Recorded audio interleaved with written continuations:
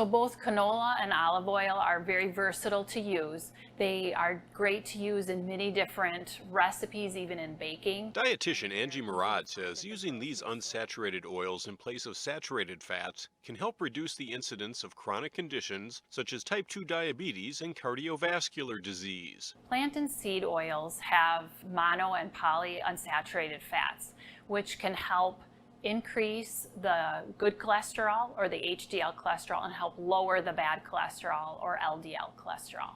Murad says seed oils like peanut and sesame have stronger flavor and higher smoke points, so they're great in marinades and stir fries.